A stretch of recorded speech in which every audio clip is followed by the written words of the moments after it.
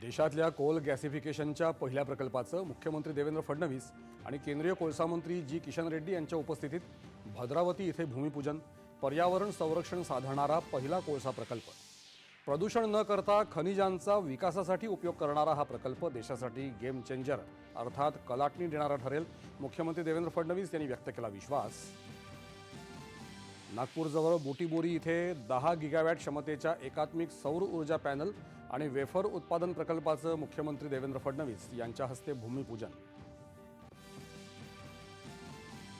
पश्चिम बंगालमध्ये परिवर्तनाची क्रांती पुन्हा एकदा येईल. कोलकात्यात 18,680 कोटी रुपयांच्या विकास प्रकल्पांचं भूमिपूजन करताना पंतप्रधानांनी व्यक्त केला विश्वास. देशाच्या सीमावर्ती भागांचा विकास करण्यासाठी व्हायब्रंट व्हिलेजचा पुढचा टप्पा सुरू. आसामच्या सिलचर इथे पंतप्रधान नरेंद्र मोदी यांनी कोट्यवधी रुपयांच्या प्रकल्पांची केली पायाभरणी. कोल्हापूर जिल्ह्यात कागल इथल्या राष्ट्रीय महामार्ग 48 वर 6 पदरी उन्नत मार्गिकेच्या बांधकामासाठी मंजुरी. केंद्रीय रस्ते विकास मंत्री नितीन गडकरी यांनी दिली माहिती. इस्रोच्या CE-20 या क्रायोजेनिक इंजिनाच्या 22 टन क्षमतेची समुद्र स्तरावर तमिळनाडू इथे यशस्वी चाचणी.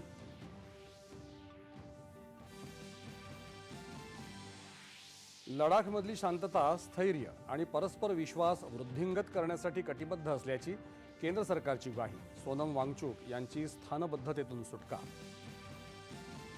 देशात इंधनाचा पुरेसा साठा. ग्राहकांनी इंधनाचा अवैध साठा न करण्याचं आवाहन. पेट्रोल पंपांनीही अवैध इंधन विक्री न करण्याचा पेट्रोलियम विभागाचा इशारा. LPG इंधन साठा असलेल्या भारताच्या शिवालिक आणि नंदादेवी जहाजांनी होर्मुझची सामुद्रधुनी ओलांडली. लवकरच भारतात येणार. आणि थायलंडमध्ये बँकॉक इथे सुरू असलेल्या world boxing under 19 future cup या 19 वर्षाखालील जागतिक मुष्टियुद्ध स्पर्धेत भारताच्या 5 मुष्टियोद्ध्यांचा उपांत्य फेरीत प्रवेश. नमस्कार. 7च्या या बातमीपत्रात मी आशुतोष. अरुणा भालचंद्र सावे.